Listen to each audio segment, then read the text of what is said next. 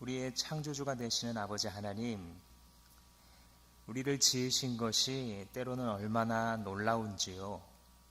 우리가 보고, 듣고, 맛보고, 자라나고, 또 노화되는 모든 것까지 하나님의 그 창조의 손길과 주권 아래 우리가 얼마나 연약하고 작은 피조물인지 느끼게 됩니다.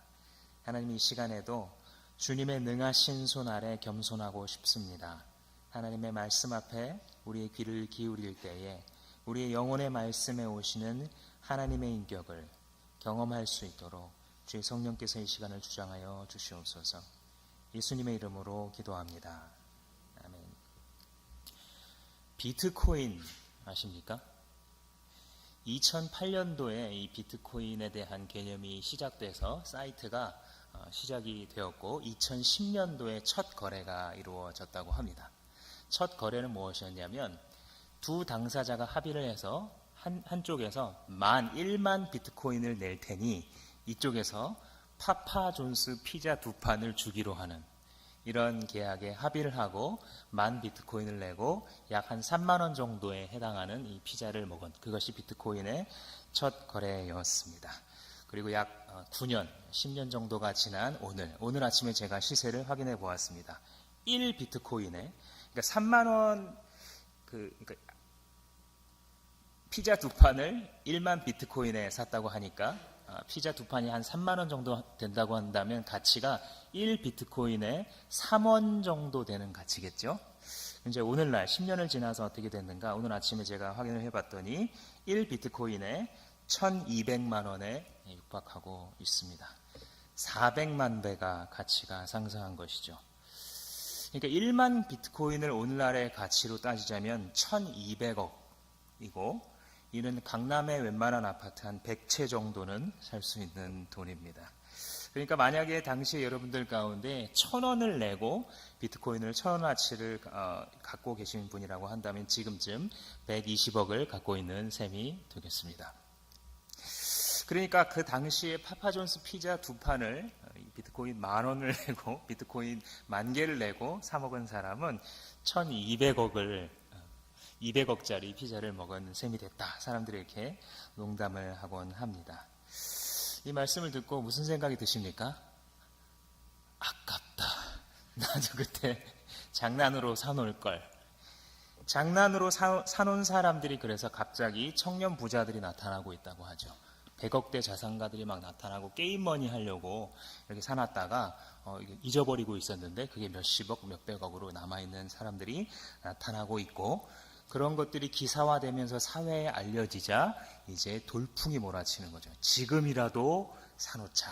지금이라도 10%, 20% 증감은 아무것도 아니기 때문에 늘 이 널뛰는 것이 주식시장과는 비교할 수 없을 정도이기 때문에 지금도 해도 된다라고 현재는 중고등학생들까지 가세해서 사고 있다고 합니다. 1200만 원짜리는 어떻게 사느냐? 소수점 자리까지 끊어서 살 수 있기 때문에 적은 돈으로도 할 수 있기 때문에 더 많은 사람이 가세하고 있어서 거의 광풍이 불다시피 하고 있다는 것이죠.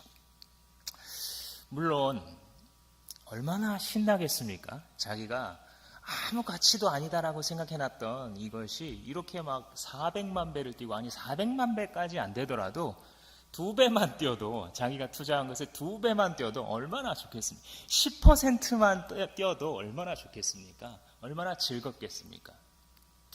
그런데 문제는 이와 같이 일확천금을 노리고 뛰어드는 사람에게는 반드시 엄청난 큰 부작용이 있다는 것이죠. 많은 안전성을 안전장치를 갖고 있다라고 하는 주식시장조차도 우리 주변에는 개인 투자자들이 패가망신한 경우를 얼마든지 찾아볼 수 있죠.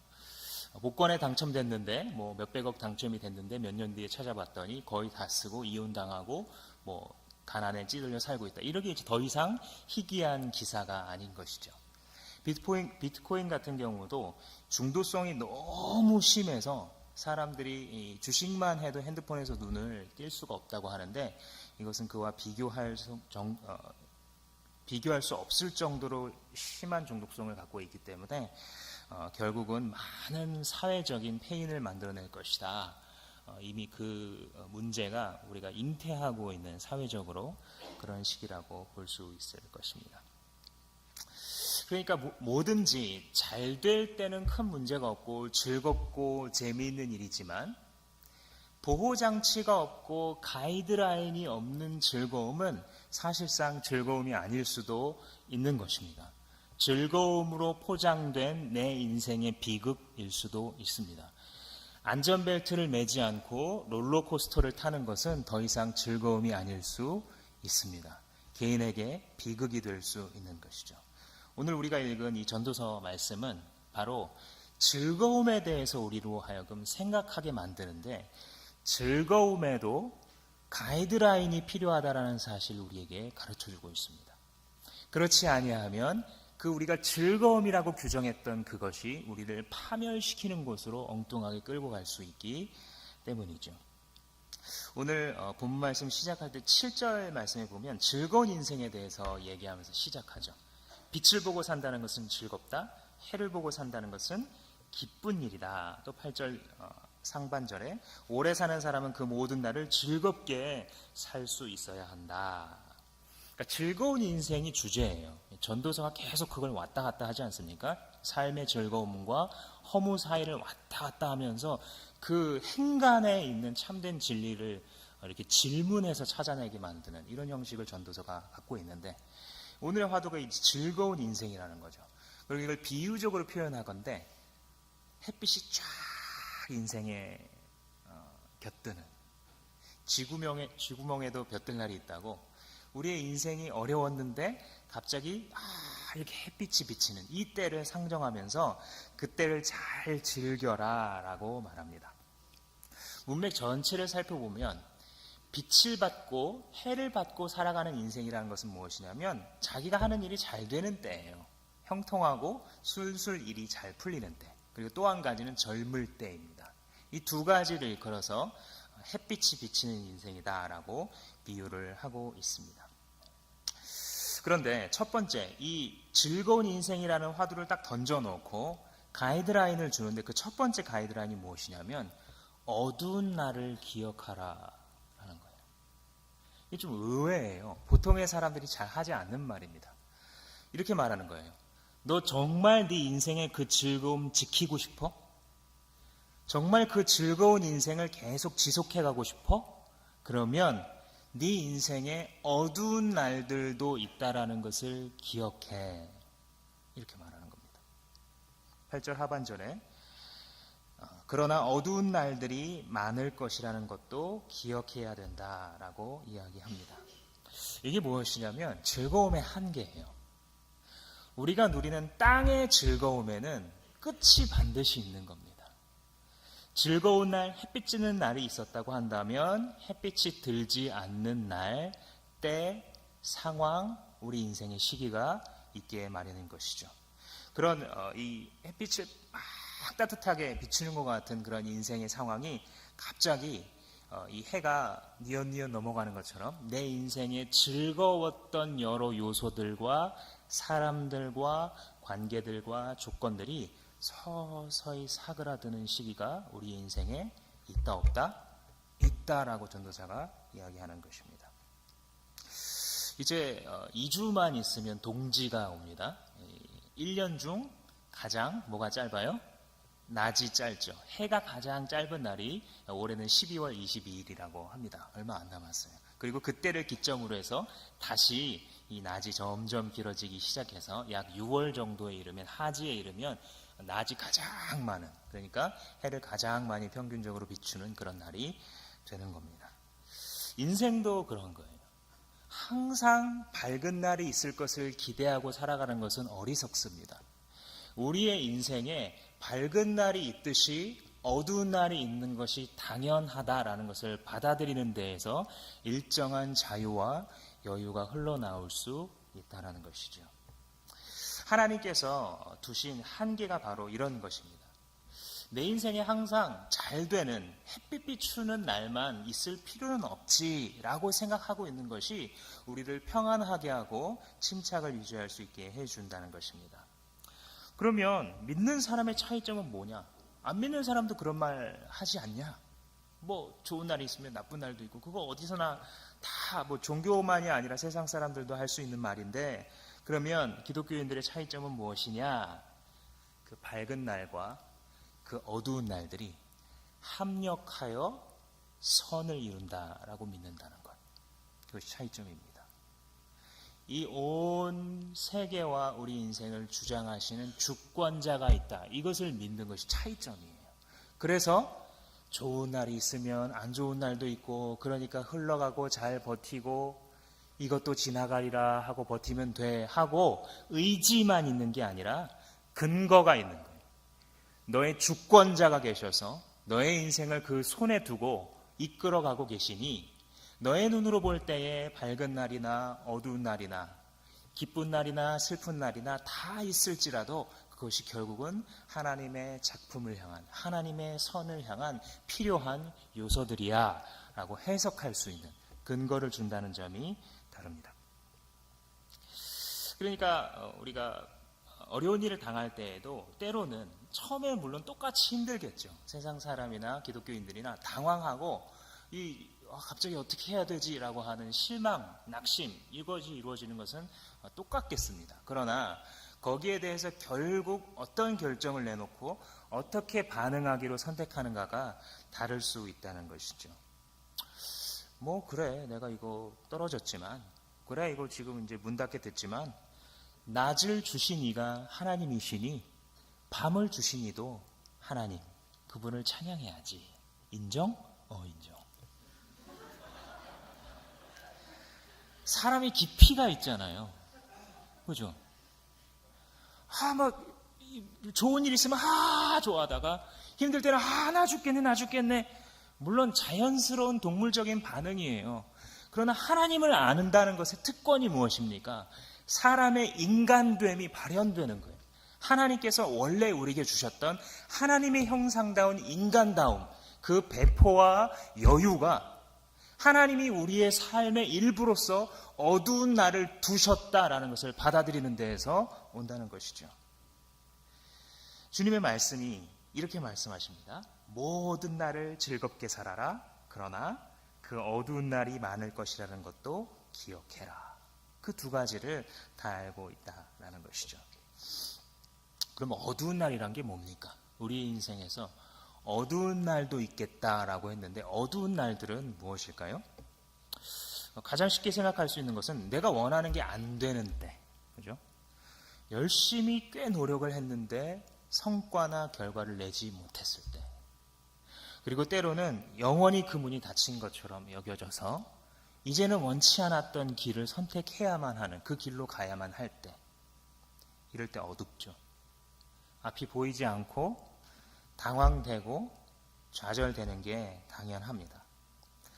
물론 어떤 때는 그래도 다시 어려울 때 하늘을 보면서 도전해야지, 다시 일어나야지 할 때도 있지만, 그냥 이것도 저것도 이제는 다 지쳤고 다 그냥 체념하고 싶고 다 놔버리고 싶은 때도 있다는 것이죠.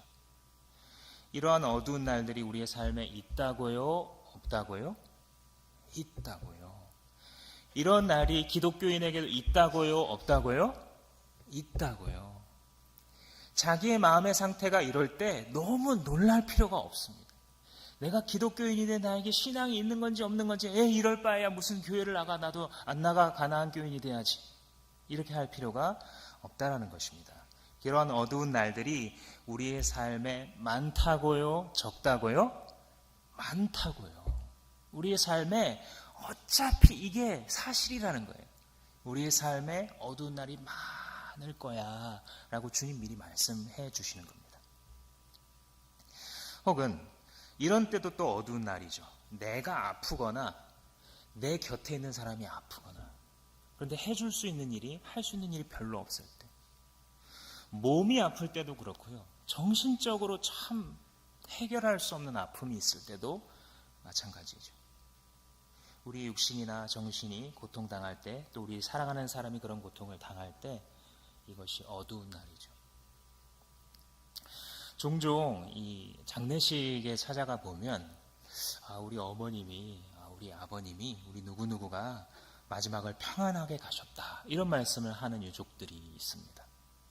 아니, 분명히 제가 알기로는 암으로 병으로 고생하시면서 가셨는데 아니 어떻게 가족들이 평안히 가셨다라는 말을 할까? 그런 경우 이 이야기를 나눠보면 이분이 믿음을 갖고 있는 사람들이에요. 그리고 그 믿음을 표현하고 연습해 본 분들이에요. 그래서 자기의 인생 속에 이런 병이 찾아왔어도 고생을 하면서 하루하루 그 고통을 견뎌야 되는데도 불구하고 그걸 자기 인생의 일부로 받아들이는 거예요. 이분들이. 아, 그래. 하나님을 버리고 타락한 이 세상 속에서 모든 피조물들이 신음한다고 했고 나도 예외일 수는 없지. 기분이 좋은 것은 아니지만 그것이 바람직하다고 말할 수는 없겠지만 그것이 주권자가 우리의 인생 가운데 두신 한계라고 받아들였을 때 그가 오히려 평안하게 갈 길을 자기의 마음 가운데에 그리고 가족들의 마음 가운데에 만들어 놓을 수 있다는 것입니다. 만약에 받아들이지 못하면 우리는 결코 이런 문제 앞에서 평안할 수 없습니다. 이걸 받아들이지 못할 때 증상이 있는데 무슨 증상이냐면 이런 말을 종종 하는 거예요. 도대체 어떻게 이런 일이 내 인생에 어떻게 이런 일이 일어났어? 당신은 도대체 어떻게 했길래 이런 일이 일어나? 엄마는 도대체 무슨 생각을 했길래 나한테 이렇게 했어? 이 아들이, 이 딸이 도대체 어떻게 됐길래 이렇게 말을 안 들어?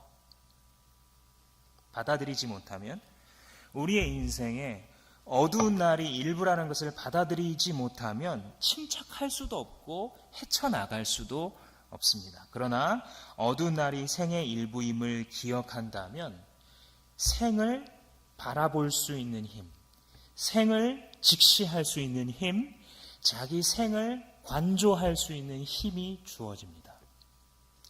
인생을 완전히 마스터한 사람이 어디 있을까마는 기독교인들이 이 어두운 날을 생의 일부임을 기억하고 받아들인다면 자기의 인생에 일어나는 사건들을 상대화시켜서 해석할 수 있게 되기 때문입니다.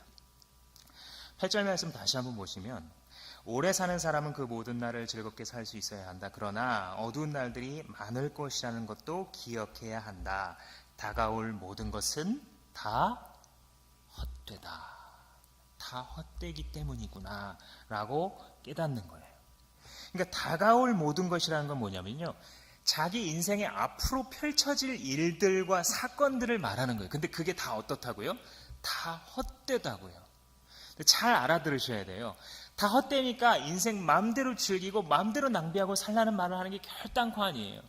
이 전도자는 우리를 계속 헷갈리게 하면서 우리의 궁금증과 긴장을 못 놓치게 해서 12장의 결론까지 끌고 가는 거예요. 기가 막힌 방법이에요. 근데 지금 왜 헛되다고 말하는 거냐면요, 우리 인생에서 일어나는 일을 제대로 바라볼 수 있는 눈이 없으면 이 모든 건 다 헛일이라는 거예요. 다 헛고생, 헛수고라는 것입니다. 앞으로 인생에서 일어난 일이 다 무의미하니까 그냥 다 포기하고 다 그만두고 다 멈춰라, 그 말을 하는 것이 아니라 앞으로 일어날 그 일들 하나하나가 절대적인 게 아니다 라고 말하는 거예요. 우리는요, 어떤 일을 만날 때 그게 마치 엄청난 의미를 가진 것처럼 본래의 가치보다 더 가치를 부여합니다. 본래의 의미보다 더 의미를 부여해요. 특히 힘든 일을 만날 때. 살 수가 없어. 죽겠어. 우리의 말의 표현에 습관으로 들어와 있는 것처럼 정말 우리의 마음이 그래요. 본래의 그 사건이 가지고 있는 의미보다 더 많은 의미를 부여하는 것이 타락한 우리의 본성이에요.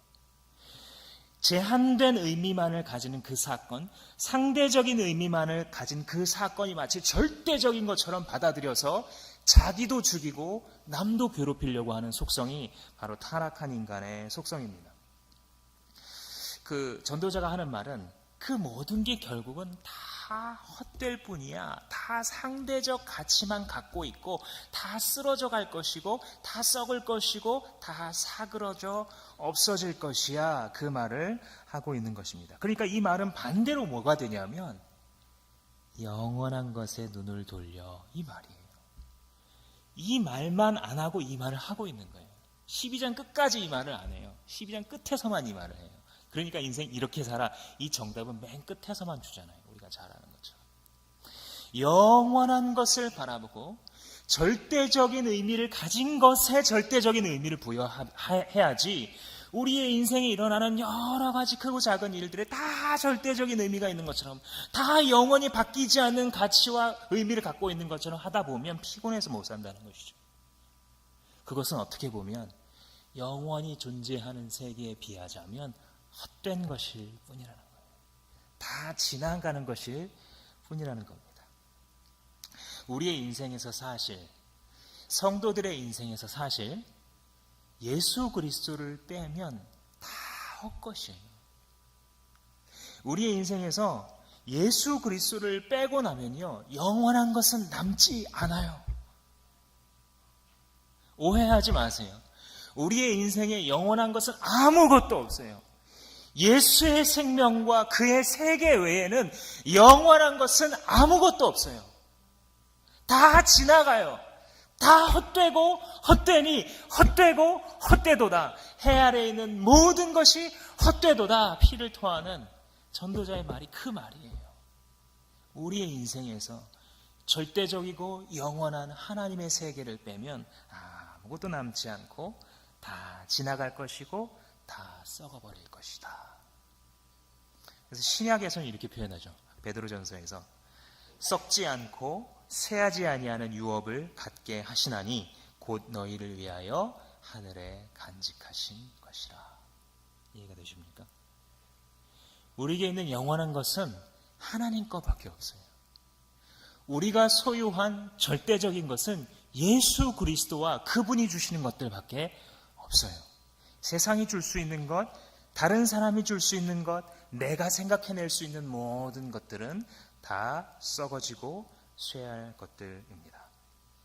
이 첫 번째 인생의 가이드라인에 동의하시겠습니까? 이 하나님의 설득에 동의하시겠습니까?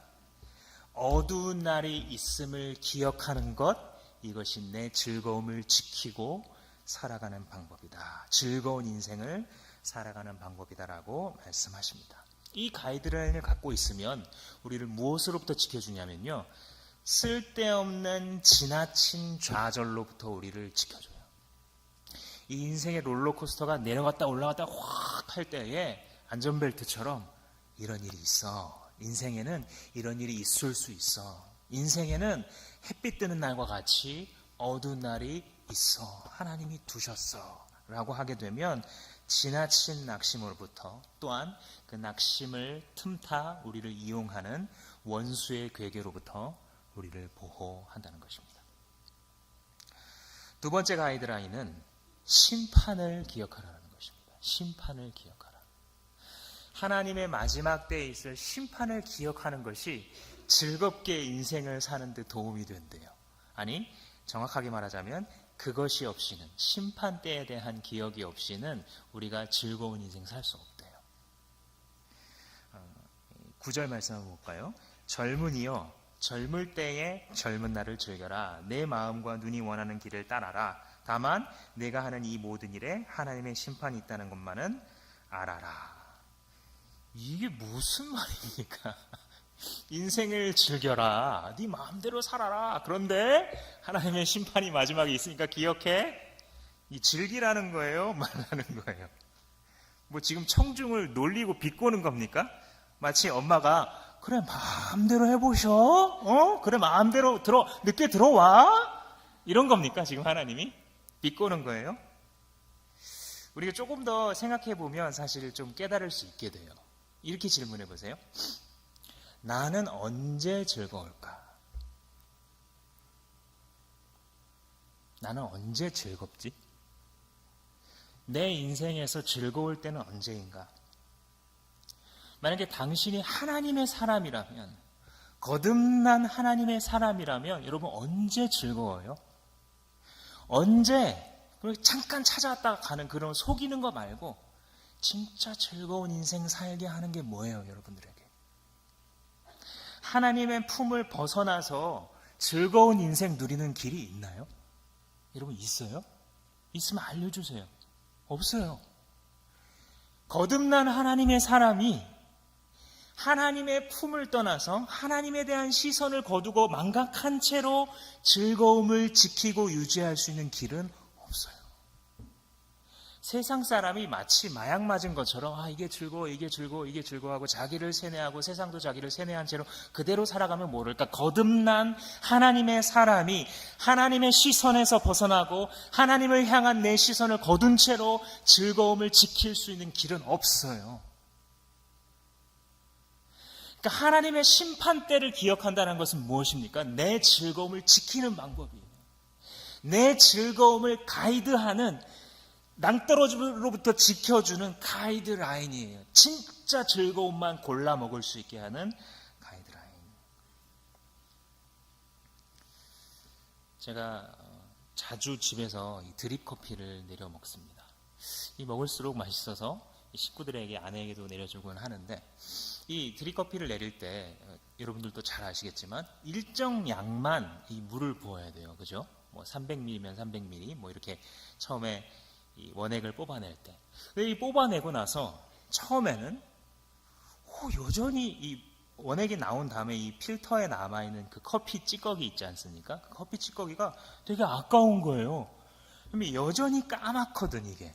그래서 좀 더 부어도 될 것 같아요. 그래서 뭐 300ml 하니까 얼마 안 되는데 두 잔에 조금 더 부어보자 하고 더 부었더니 어때요? 맛이 떨어지기 시작하죠.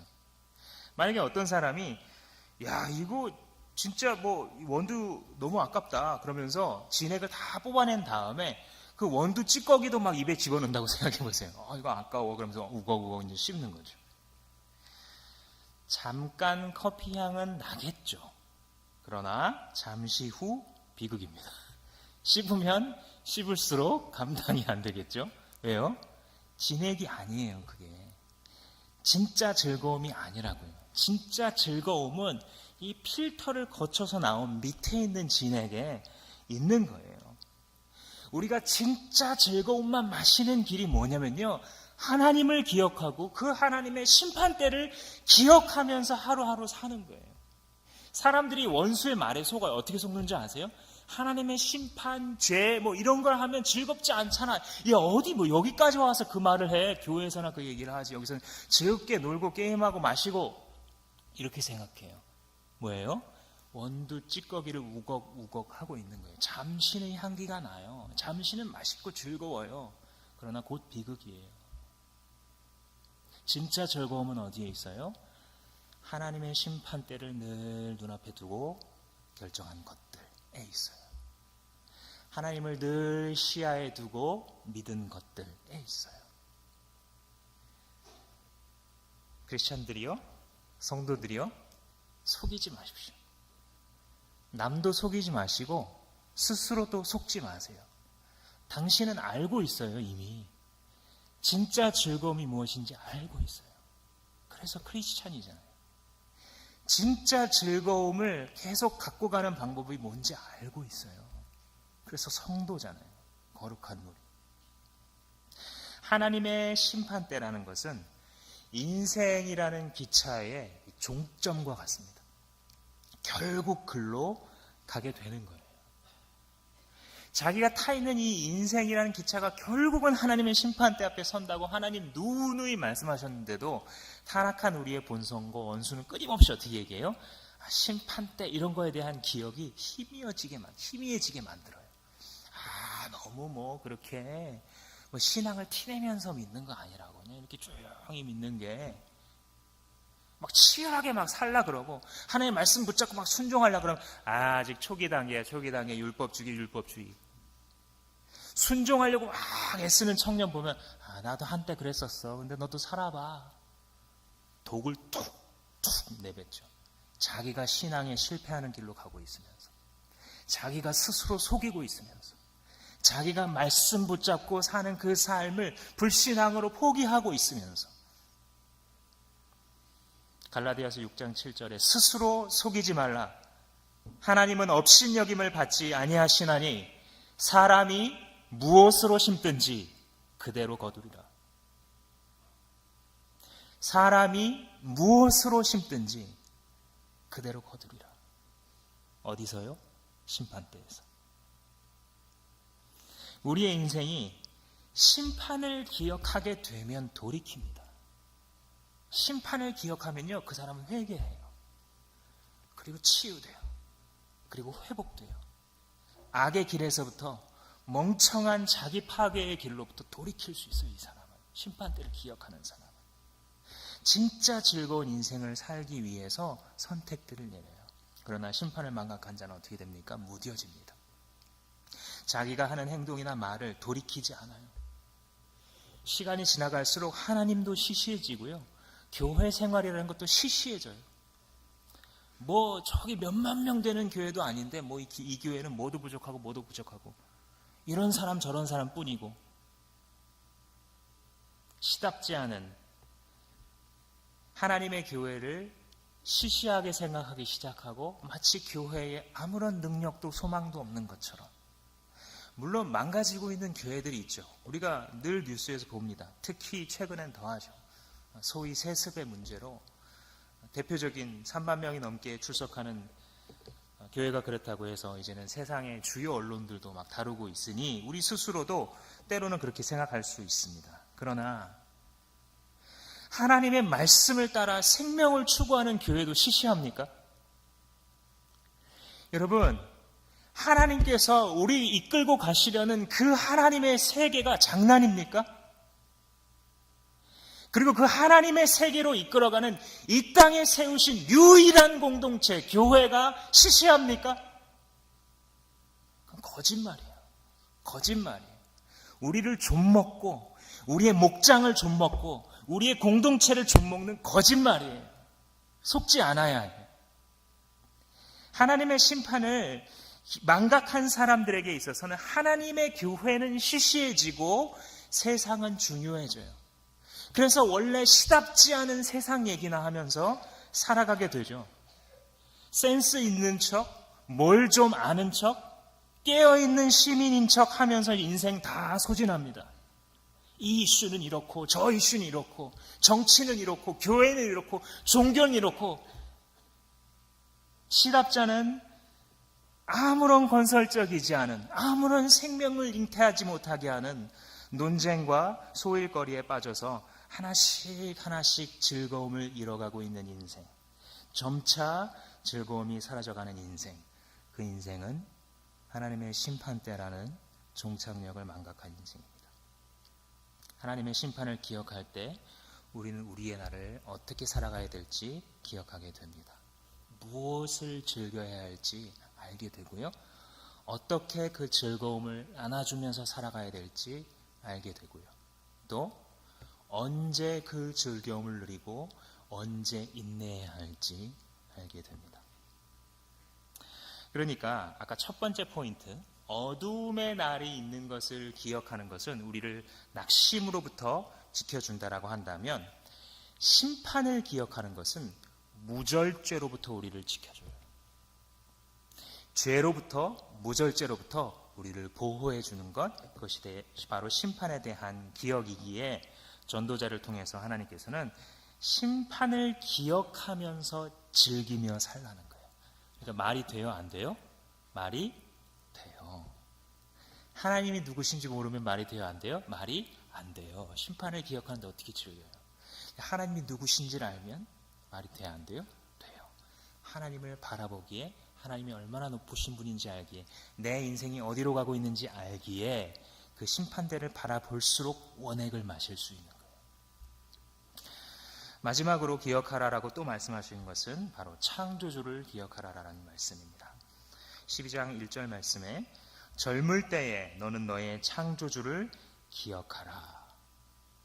그러니까 앞에 말한 이 두 가지 포인트, 우리의 생에 어두운 날이 있다라는 것을 받아들이고 우리의 생의 끝에는 심판대라는 종착역이 있다, 이걸 이제 기억하는 게 즐거운 인생 사는 길이라 그랬죠. 이 두 개를 종합하면 이 말이 되는 거예요. 결국은 창조주를 기억하라. 우리에게 생을 주신 분도 이분이시고, 생의 어두운 날 밝은 날을 주시는 분도 이분이시고, 생의 끝에 심판대 앞에서 기다리고 서서 우리의 인생에 내렸던 우리의 모든 결정들과 행동들을 다 기록한 책을 들고 서서 우리를 맞이하시는 심판장, 그분도 바로 이분이십니다. 바로 창조주 여호와 하나님입니다. 12장 1절이 젊을 때에 너는 창조주를 기억하라 라고 해서 젊은이에게만 말한다고 오해하시면 안 됩니다. 읽어보시면 젊은이에서부터 늙은이의 생까지를 모두 다루고 있어요. 그래서 너는 사실 이 젊은이에게 기억하라라는 말은 뭐냐면요, 너한테 아직 기회가 남아있을 때 이렇게 하라는 거예요. 네 생에 아직 돌이킬 기회가 있을 때, 그렇게 할 수 있는 은혜가 주어지고 있을 때, 그때 창조주를 기억해라 라고 말하고 있는 것입니다. 일견 이 12장에서는 노년의 이 삶을 묘사하는 것으로 보이죠. 실제로도 뭐 그렇습니다. 1절 말씀부터 보시면 고생스러운 날들이 오고 사는 것이 즐겁지 않다고 할 나이가 되기 전에, 그러니까 이 나이가 들게 되면 그냥 보통의 것을 가지고서는 인생이 즐겁구나 이렇게 잘 안 되는 시기가 있다라는 것이죠. 여기저기 아프기 시작하고 이전에 쉽게 할 수 있었던 거 못하고 사람들한테 무시당하기 시작하고 가족들한테 말을 듣기 시작하는 그 나이가 결코 인간적으로 생각할 때 유쾌하지 않은 나이라는 것이죠. 노년은 어떤 의미에서 앞에서 얘기했던 어두운 날들을 대표하는 시기예요. 어두운 날이 창조주를 기억하지 않으면 어두운 날이 많이 몰려있는 시기일 수밖에 없는 그 시기가 바로 우리의 노년입니다. 그런데 누구에게, 어떤 노년에게 이것이 어두운 날이냐면 창조주를 무시하고 살아온 인생들에게는 그렇다는 것입니다. 모든 인생이 이 노화를 피할 수는 없지만 모든 노년이 즐거움이 없는 것은 아니에요. 우리가 늙어가는 것은 어쩔 수 없는 일이지만 창조주를 기억하는 자는 노년이 되어도 즐거움이 있다 없다? 있다라고 가르치고 있는 거예요. 그러니까 그 시기가 오기 전에 그 창조주와 사귀라는 겁니다. 3절 이하에서도 계속해서 팔, 다리, 이, 귀, 눈에 대해서 계속해서 이야기를 합니다. 여러분들 개역성경을 읽어보시면 이 부분이 아주 달라요. 세번역이랑 아예 그냥 단어 자체가 다 다릅니다. 왜냐하면 원래 원문이 비유로 되어 있어요. 시처럼 계속 시처럼 말하고 있는데 세번역 성경은 현대인들이 알아들을 수 있도록 그냥 직설을 풀어놓은 거예요. 서술로 그냥 풀어놓은 겁니다. 원래는 팔, 다리, 이빨 이런 말이 전혀 나오지 않습니다. 물론 이렇게 해석하는 방법이 맞죠. 한 가지만 그 중에서 보자면 6절 말씀에 이런 말이 있어요. 은사슬이 끊어지고 금그릇이 부서지고 샘에서 물드는 물동이가 깨지고 우물도르래가 부서지기 전에. 굉장히 시적인 표현들이죠. 은사슬이 끊어지고 금그릇이 부서진다. 이때가 되면 이게 뭐냐면 은그릇이나 금그릇은 흔하지 않잖아요. 그러니까 자기한테 아주 귀한 거예요. 자기 인생에 있어서 아주 소중히 여기는 어떤 소유 혹은 사람 혹은 자기 인생의 시기들이에요. 근데 이런 것들이 어떻게 돼요? 끊어지고 깨지는 때가 온다라는 겁니다. 물동이와 우물의 도르래는 그 반대예요. 물동이와 우물의 도르래는 아주 흔하고 매일매일 사용해야 되는 것들이잖아요. 그죠?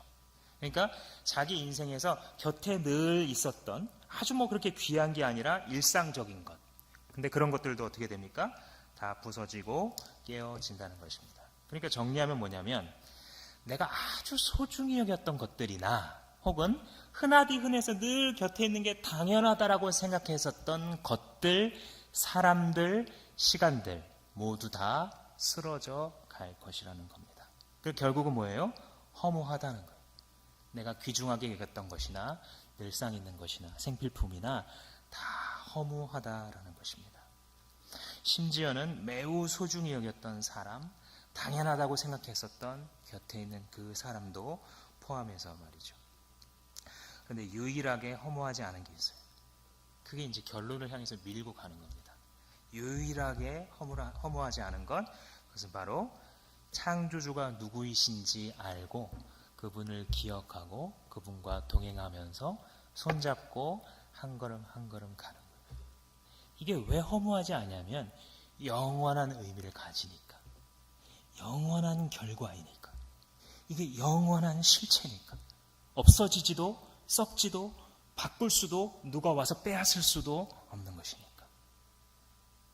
그래서 유일하게 허무하지 않은 것은 바로 그것뿐이고 그 외의 모든 것들은 8절 말씀에 있는 것처럼 전도자가 말한다. 헛되고 헛되다. 모든 것이 다 헛되다. 그리고 그 유명한 12장 13절의 결론.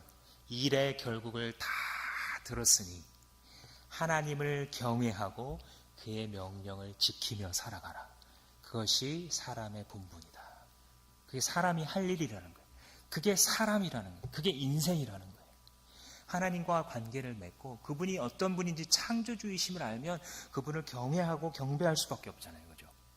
그러니까 인생이 별거 없다라는 거예요. 모든 것 중요하게 여겼던 것이나 하찮게 여겼던 것이나 다 없어지고 사람도 다 지나가지만 그 창조주 하나님은 영원히 거기 계시니 그분을 경외하고 그분의 말씀을 지키면서 살면 그것이 너에게 영원한 의미로 남을 것이다 라는 것입니다. 결론을 맺겠습니다. 즐겁게 살아가라 전도자가 이야기하면서 가이드라인에 대해서 이야기를 했죠. 즐거움을 지키면서 사는 방법이 뭐라고요? 내 생에 어두운 날이 있음을 기억하는 것. 내 생의 끝에 뭐가 있음을? 하나님의 심판대가 있음을 기억하는 것.